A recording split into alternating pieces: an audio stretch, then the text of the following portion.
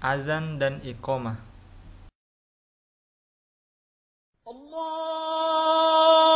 Akbar, Salat tidak Allahu dilaksanakan Akbar. tanpa ada azan, yaitu panggilan dan pemberitahuan akan masuknya waktu salat dengan lafaz tertentu. Kemudian iqamah, yaitu pemberitahuan bahwa salat segera dilaksanakan dengan lafaz tertentu. Azan dan iqamah dalam salat jamaah hukumnya fardu kifayah dalam salat 5 waktu, baik ketika bepergian dan tidak, karena keduanya merupakan syiar Allah. Sabda Rasulullah Sallallahu Alaihi Wasallam, dan jika tiba waktu sholat, maka hendaklah salah seorang di antara kalian mengumandangkan azan. Kemudian orang yang paling tua di antara kalian menjadi imam sholat. Azan dan iqamah. Ketika sholat sendirian, hukumnya sunnah. Rasulullah Sallallahu Alaihi Wasallam bersabda, Allah Subhanahu wa Ta'ala merasa takjub kepada seorang pengembala kambing di puncak bukit. Ia mengumandangkan azan lalu ia sholat. Allah berfirman, lihatlah ke hambaku itu. Ia mengumandangkan azan kemudian ia sholat. Ia takut kepadaku, maka aku ampuni dosanya dan aku masukkan dia ke dalam surga.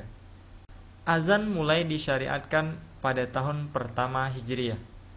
Sebabnya adalah ketika ada kebutuhan kaum muslimin pada saat itu untuk menentukan cara mengetahui masuknya waktu sholat.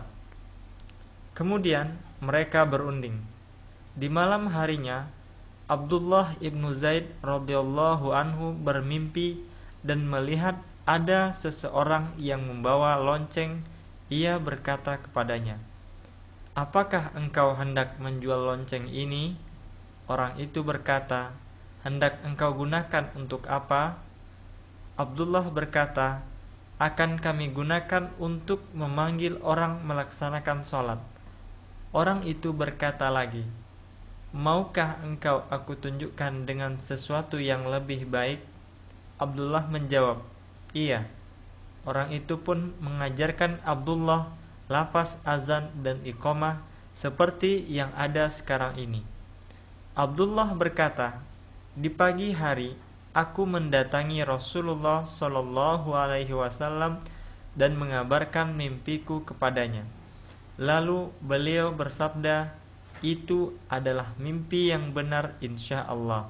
Maka temuilah Bilal dan ajarkanlah lafaz itu kepadanya, karena suaranya lebih merdu dari suaramu. Allahu Akbar, Di antara keutamaan azan, Rasulullah Sallallahu Alaihi Wasallam bersabda, tidaklah ada makhluk yang mendengar suara muazzin dari kalangan jin atau manusia atau lainnya kecuali ia akan menjadi saksi baginya di hari kiamat kelak. Sabda Rasulullah Sallallahu Alaihi Wasallam, jika saja manusia mengetahui besarnya pahala azan dan barisan pertama dalam sholat, dan mereka tidak mendapatkan jalan untuk meraihnya kecuali dengan cara mengundi, maka niscaya mereka akan melakukannya. Allahu Akbar. Syarat-syarat muazzin adalah muslim, laki-laki, dan berakal. Juga termasuk syarat-syarat azan, tertib dan berurutan. Hendaknya berkesinambungan dan tidak diselingi dengan kata lain. Dan ketika masuk waktu sholat, disunahkan bagi muazzin menghadap kiblat dan suci dari hadas kecil dan besar, menoleh ke kanan ketika mengucapkan hayya 'alas shalah, menoleh ke kiri ketika mengucapkan hayya 'alal falah. meletakkan 2 jari telunjuk di telinga kanan dan kiri, memiliki suara yang bagus dan lantang. Juga disunnahkan untuk tartil dan melambatkan dalam mengumandangkannya. Lafaznya seperti yang telah dijelaskan dalam hadis yang diriwayatkan Imam Muslim, Allahu Akbar, Allahu Akbar, Allah Maha Besar, Asyhadu an la ilaha illallah, 2 kali, aku bersaksi bahwa tidak ada zat yang berhendak, Asyhadu an la ilaha illallah, 2 kali, aku bersaksi bahwa tidak ada zat yang berhak disembah kecuali Allah, Asyhadu anna Muhammadar Rasulullah, 2 kali, aku bersaksi bahwa Muhammad adalah utusan Allah, Hayya 'alas shalah, 2 kali, marilah dirikan salat, Hayya 'alal falah, 2 kali, marilah raih kemenangan, Allahu Akbar, Allahu Akbar, Allah Maha Besar, Allah Maha Besar, La ilaha illallah, tidak ada sembahan yang benar kecuali Allah. Adapun lafaz iqamah sebagaimana terdapat dalam riwayat, Allahu Akbar, Allahu Akbar, Asyhadu an la ilaha illallah, Asyhadu anna Muhammadar Rasulullah, Hayya 'alas shalah, Hayya 'alal falah, Qad qamatis shalah, Qad qamatis shalah, Allahu Akbar, Allahu Akbar, La ilaha illallah, Allah Maha Besar, Allah Maha Besar, aku bersaksi bahwa tidak ada zat yang berhak disembah kecuali Allah, aku bersaksi bahwa Muhammad adalah utusan Allah, marilah dirikan salat, marilah raih kemenangan, salat segera didirikan, salat segera didirikan, Allah Maha Besar, Allah Maha Besar, tidak ada sembahan yang benar kecuali Allah. Disunnahkan bagi orang yang mendengarkan mengikuti apa yang diucapkan oleh muazzin, kecuali pada saat ia mengucapkan Hayya 'alas shalah dan Hayya 'alal falah. Bagi yang mendengarkan mengucapkan La haula wala quwwata illa billah, tidak ada daya dan upaya kecuali milik Allah. Berdoa setelah azan, Asyhadu an la ilaha illallah wahdahu la syarikalah wa anna Muhammadan abduhu wa rasuluh, raditu billahi rabba wa bi Muhammadin rasula wa bil islami dina. Aku bersaksi bahwa tidak ada zat yang berhak disembah kecuali Allah, tidak ada serikat baginya, dan bahwasanya Muhammad adalah hamba dan utusan Allah. Aku ridha Allah sebagai sesembahan dan Muhammad sebagai rasul dan Islam sebagai agama.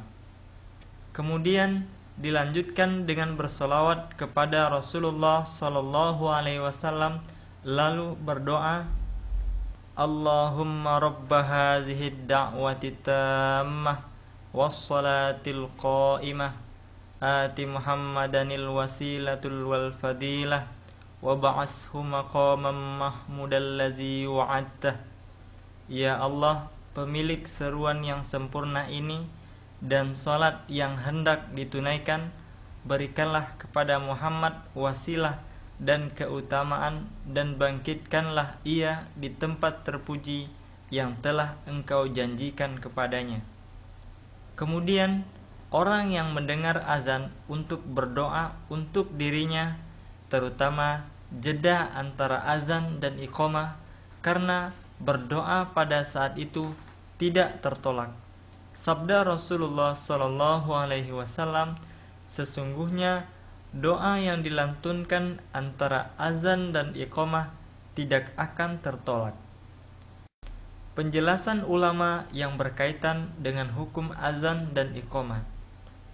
Menjamak dua salat maka cukup satu kali azan, berbeda dengan iqamah yang dianjurkan pada setiap salat. Jika telah dikumandangkan iqamah, namun salat dilaksanakan agak terlambat, maka tidak perlu mengulangi iqamah. Ulama juga menegaskan kesalahan yang mesti dihindari oleh muazin, yaitu kesalahan pada lafaz azan, seperti Allah Akbar dengan tambahan kata tanya, atau Allahu Akbar tambahan alif setelah huruf ba, atau bahkan Allahu Akbar ditambah huruf waw. Para ulama juga menegaskan bahwa jika iqamat telah dikumandangkan, tidak boleh melakukan sholat sunnah. Adapun jika iqamat telah dikumandangkan, dan sebaiknya sempurnakan sholat sunnah jika memang hampir selesai. Jika masih lama untuk menyempurnakannya, maka diputuskan saja untuk segera sholat fardu di belakang imam.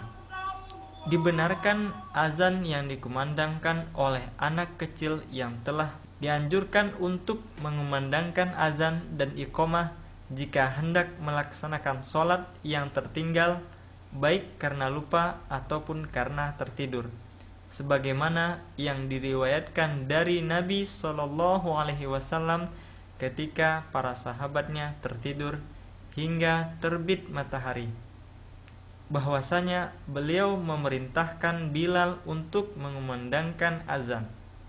Lalu mereka berwudu dan melaksanakan sholat sunnah fajar. Kemudian beliau meminta Bilal untuk melantunkan iqamah, kemudian mereka sholat fajar berjamaah. Di antara hal-hal yang harus diperhatikan dalam sholat berjamaah adalah keluar masjid antara azan dan iqamah, kecuali untuk keperluan tertentu. Dari Abu Hurairah radhiyallahu anhu, ia berkata, Rasulullah shallallahu alaihi wasallam menyuruh kami jika kami berada di masjid dan azan telah dikumandangkan untuk tidak keluar dan meninggalkan masjid. Dianjurkan bagi muazin untuk merendahkan suara ketika mengucapkan dua kalimat syahadat, kemudian mengulanginya dengan suara yang tinggi, sebagaimana yang diriwayatkan dari Nabi Sallallahu Alaihi Wasallam. Tidak dibenarkan melakukan azan sehingga merubah huruf, harokat, sukun, ataupun menambah dan mengurangi. Tidak dibenarkan mengeraskan suara saat membaca sholawat kepada Nabi Sallallahu Alaihi Wasallam setelah azan dan mengucapkan aqamahullahu wa adamaha ketika mendengarkan ucapan qad qamatis shalah dalam iqamah. Akan tetapi yang benar adalah mengulang lafaz qad qamatis shalah sebagaimana adanya. Dianjurkan mengumandangkan azan sebanyak 2 kali pada sholat fajar. Azan pertama sebelum masuk waktu sholat dan azan kedua setelah masuk waktu sholat. Pada azan pertama, seorang muazin dianjurkan mengucapkan as-salatu khairum minan naum, sholat lebih baik daripada tidur, sebanyak 2 kali. Sebagaimana yang diriwayatkan dari Rasulullah SAW, jika engkau mengumandangkan azan pertama di waktu sholat fajar, maka ucapkanlah as-salatu khairum minan naum, as-salatu khairum minan naum. Salat wajib 5 waktu memiliki waktu masing-masing. Tidak sah salat yang dikerjakan sebelum atau sesudah waktu salat tersebut kecuali karena adanya uzur, alasan syar'i. Firman Allah Subhanahu wa taala, sesungguhnya salat itu adalah kewajiban yang telah ditentukan waktunya bagi orang-orang yang beriman. An-Nisa ayat 103. Maksudnya wajib pada beberapa waktu tertentu. Waktu sholat fajar dimulai dari terbitnya fajar shadiq, yaitu munculnya sinar putih di ufuk timur sampai terbitnya matahari. Waktu zuhur yaitu sejak matahari condong ke barat sampai bayangan benda sama panjang dengan benda tersebut. Karena ketika matahari berada di tengah, maka bayangan seseorang akan sejajar dengan dirinya. Semakin matahari condong ke barat, maka bayangan seseorang akan semakin memanjang ke arah timur. Waktu asar, sejak keluarnya waktu zuhur sampai bayangan benda 2 kali lebih panjang dari benda tersebut. Waktu maghrib dimulai sejak terbenamnya matahari sampai hilangnya sinar merah di ufuk barat setelah matahari terbenam. Waktu isya sejak berakhirnya waktu maghrib sampai tengah malam. Sabda Rasulullah SAW, dan waktu salat isya adalah sampai 1/2 malam pertama.